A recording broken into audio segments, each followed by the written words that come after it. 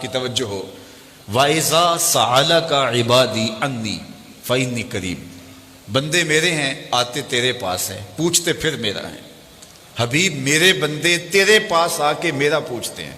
فَإِنِّي قَرِيب، فا تعقیبیہ کے بعد علماء تفسیر نے لکھا کل مقدر ہے، لفظوں میں مذکور نہیں ہے لیکن مانن موجود ہے، تو اس کا مفہوم یہ ہوگا حبیب میرے بندے مجھے ڈھونڈتے ڈھونڈتے جنگلوں کی اور صحراؤں کی خاک چھانتے چھانتے تیری دہلیز تک پہنچتے ہیں اور تیرے سے میرا پتہ پوچھتے ہیں، تو ان آنے والوں کو بتلا دیجئے، کہہ دیجئے، تسلی دے دیجئے، دور نہیں ہوں، مل جاؤں گا، اگر طلب سچی ہے تو ضرور ملوں گا۔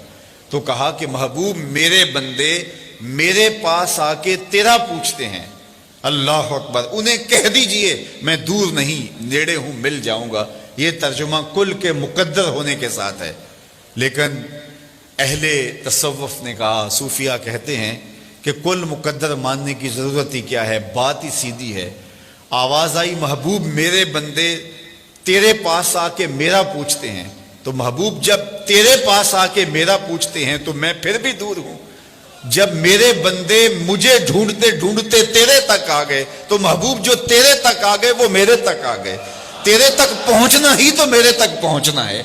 اقبال بولا خضر بتلائے تو کیوں کر بتلائے، اگر ماہی پوچھے کہ دریا کہاں ہے، محبوب تیری چوکھٹ پہ آ کے پھر بھی میرا پوچھ رہے ہیں، جو تیرے ڈیرے تک آ گئے محبوب وہ میرے تک آ گئے۔ اور میرے امام بولے بخدا خدا کا یہی ہے در، نہیں اور کوئی مفر مکر، جو وہاں ہو یہیں آ کے ہو، جو یہاں نہیں وہ وہاں نہیں، وہی لامکاں کے مکی ہوئے، سر عرش تخت نشیں ہوئے، یہ نبی ہیں جس کے ہیں وہ مکان، وہ خدا ہے جس کا مکان نہیں۔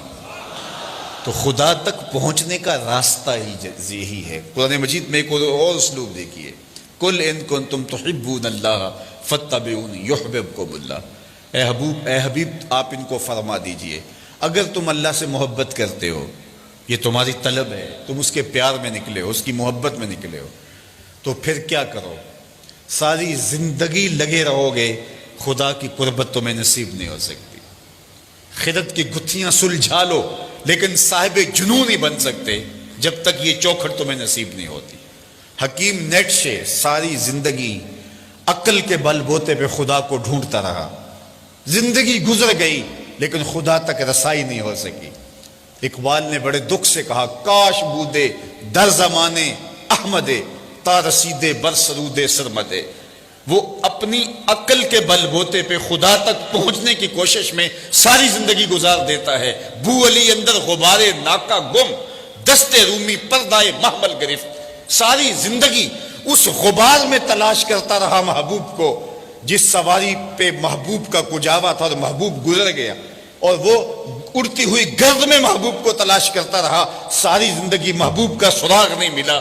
تو کہا محبوب ساری زندگی یہ تجھے ڈھونڈتے رہیں، انہیں منزل نہیں ملے گی۔ اقبال کہتا ہے کہ حکیم نیٹشے عقل کے بل بوتے پہ خدا تک پہنچنے کی کوشش میں لگا رہا، کہتے ہیں کاش ایک بار وہ شیخ احمد مجدد الف ثانی کو مل لیتا اور حضرت اس کو بازو سے پکڑ کے حضور کی چوکھٹ تک لے آتے، پھر خدا تک رسائی نصیب ہو جاتی۔ اس لیے کہ خدا تک پہنچنے کا راستہ ہی یہی ہے، کوئی اور دوسرا راستہ نہیں۔ تو اس آیت کریمہ میں ارشاد فرمایا اے محبوب فرما دو اے لوگو تم اللہ کی قربت چاہتے ہو، اس کی محبت چاہتے ہو، فاتبعونی تو میری اتباع کرو۔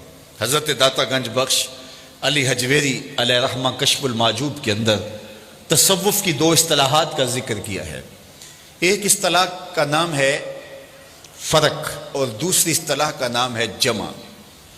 جس طرح جمع تفریق ہوتی ہے تصوف میں بھی یہ ان معنوں کے اندر جو مفہوم حضرت داتا صاحب بیان کرتے ہیں وہ یہ ہے، فرق کیا ہے، جب بندہ اللہ کی طلب میں نکلتا ہے اور اپنی نفسانی خواہشات کو ترک کرتا ہے اور عزم سفر ہوتا ہے، اس کی یہ سلوک کی منزل، اس کی تگ و تاز، اس کی جد و جہد، اس کی محنت، اس کی کد و کاوش، اس کے رت جگے، اس کے آنسو، اس کی سسکیاں، امید وصل کے لیے اس کی بھاگ دوڑ، یہ فرق کہلاتی ہے۔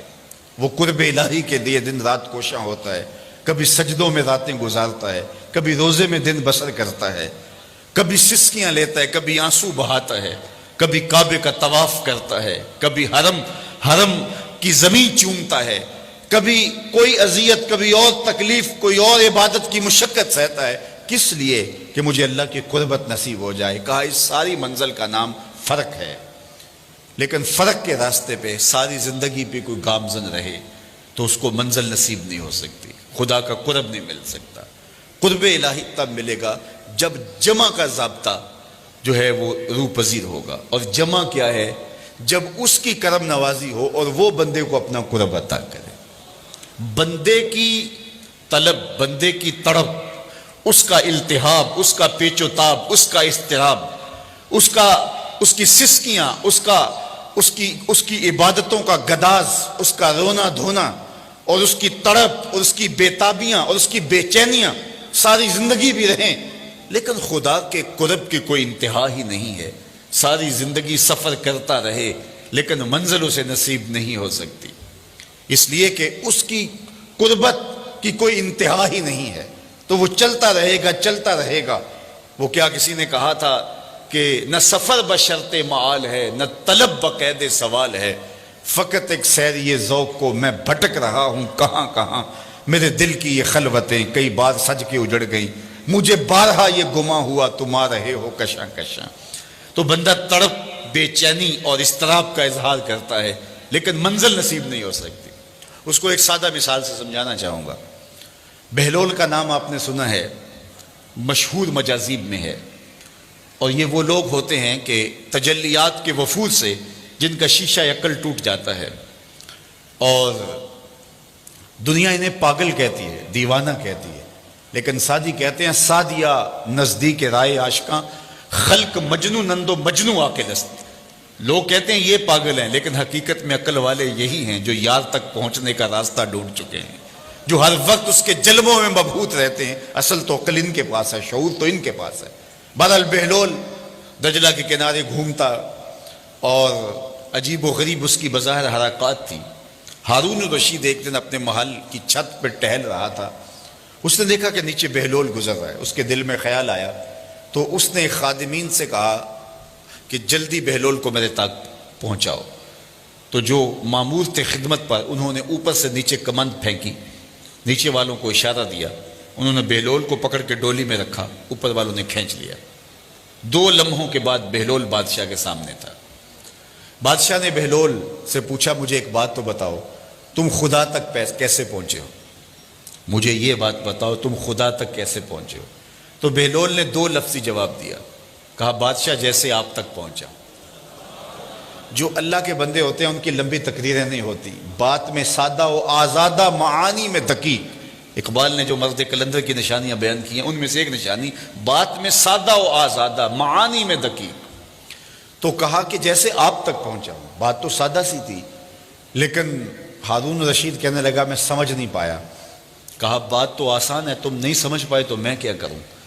کہا تشریح چاہتا ہوں۔ کہا سنو، میں خود آنا چاہتا تو درخواست لکھتا، پھر دیوان خانے میں جاتا، جمع کرواتا، کئی مہینوں کے بعد ایک پروسیس کے بعد آپ تک پہنچتی، پھر آپ کی مرضی ہوتی تو آپ اس درخواست کو قبول کرتے، نہ کرتے، قبول کرتے تو پھر اپنی مرضی کا وقت دیتے۔ وہ مہینوں سالوں کے بعد بھی ہو سکتا تھا۔ پھر اس وقت پہ میں پہنچتا، آپ کے کوئی ضروری مہمان آ جاتے، کسی اور سلطنت کے سفیر آ جاتے تو میری ملاقات وہیں رہ جاتی۔ تو میں چاہتا تو کئی مہینے اور کئی سال لگ جاتے، ملاقات پھر بھی آپ کی مرضی پہ موقوف تھی، اور جب آپ نے چاہا تو 2 گھڑیاں بھی نہیں لگی، جب آپ نے چاہا تو 2 لمحے بھی نہیں لگے۔ مانا کہ سفر، محبت کی سفر میں ہر گام پہ 100 مشکل ہے، لیکن یہ سفر آسان بھی ہے اگر ساتھ تمہارا ہو جائے۔ تو کہا کہ بندہ چاہے تو ساری زندگی فرق کے راستے پہ گامزن رہے لیکن منزل نصیب نہیں ہوتی، لیکن جب وہ چاہے تو جمع کا قاعدہ جب سامنے آتا ہے تو پھر 2 لمحے بھی نہیں لگتے۔ اب وہ جمع کا قاعدہ کس طرح سامنے آتا ہے تو اس آیت کریمہ میں بتایا، قل ان کنتم تحبون اللہ، اے محبوب فرما دیجئے لوگو اگر تم اللہ کی طلب میں نکلے ہو، اس سے محبت کرتے ہو، فاتبعونی، تم میری اتباع کرو۔ تو پھر کیا ہوگا؟ تم طلب کرنے نکلے تھے، تم تلاش کرنے نکلے تھے، یحببکم اللہ، وہ رب ہو کہ تم سے پیار کرنے لگ جائے گا۔ یعنی حضور اگر درمیان میں آ گئے تو تمہاری طلب، تمہاری جستجو بامراد ہو جائے گی۔ نکلے تم تھے محب بن کے، تم اس کی قربت کے لیے کوشاں ہوئے تھے، تمہاری آرزو یہ تھی کہ ہم اس کا قرب پالے، لیکن جب تم نے حضور کو محبت اور حضور کو پیار اور حضور کو الفت کے رنگ کے اندر مانا اور حضور کی اطاعت اور فرما برداری کو تم نے شعار زندگی بنا لیا، تم طلب کرنے نکلے تھے، اس کی رحمتیں تمہیں تلاش کریں گی، وہ تمہیں رحمتوں سے نوازے گا اگر تم حضور علیہ السلام کی اتباع اور حضور کی محبت کرو۔ اس لیے خدا تک پہنچنے کا ایک ہی راستہ ہے اور وہ حضور کے قدموں تک پہنچنا ہے۔ اقبال کے سارے کلام کا رس نچوڑیں تو خلاصہ یہ نکلتا ہے کی محمد سے، خلاصہ یہ نکلتا ہے بمصطفیٰ برساں خیش را کے دی ہماؤست، اگر بہو نہ رسیدی تمام بولا بیست۔ اقبال کہتے ہیں اپنے آپ کو کھینچ کے حضور کے قدموں تک لے جا، سارا دین اسی کا نام ہے، اور اگر تو حضور تک نہیں پہنچا تو کلمہ پڑھ کے بھی ابو لہب کا ابو لہب ہی رہا۔ اس لیے اگر میں اور آپ چاہتے ہیں کہ ہمیں خدا کی قربت نصیب ہو تو ہمیں حضور کی راہوں تک پہنچنا ہوگا، حضور کے طریقے کو اختیار کرنا ہوگا، ان کے طرز زندگی کو اختیار کرنا ہوگا۔ ہم دعوی محبت رکھتے ہیں اور ہم اپنے دعوی محبت میں سچے ہیں، لیکن ہم نے یہ دیکھنا ہے کہ ابھی ہماری محبت کہیں ناپختہ تو نہیں ہے، چونکہ محبت محب کے لیے یہ بات لازم کر دیتی ہے کہ وہ محبوب کی اطاعت کو شعار زندگی بنا لے۔ محبوب نے جو حکم دیا ہو اس کو ماننا تو جان لڑا کر بھی ضروری ہوتا ہے۔ محب تو محبوب کی صرف منشا کو دیکھتا ہے کہ محبوب کی منشا کیا ہے، محبوب کا حکم وہ تو حکم ہوتا ہے، محبوب نے کہہ دیا تو پھر اپنی خواہش کیا رہ جاتی ہے، تیرے ہندیاں سندیاں محبوبہ میں کافر ہوں جے میں ہوں۔ جب محبوب نے کہہ دیا تو پھر تو کوئی بات ہی نہ رہی۔ اصل جو محب ہوتا ہے وہ محبوب کے حکم کا انتظار نہیں کرتا، محبوب کی منشا دیکھتا ہے کہ محبوب کی منشا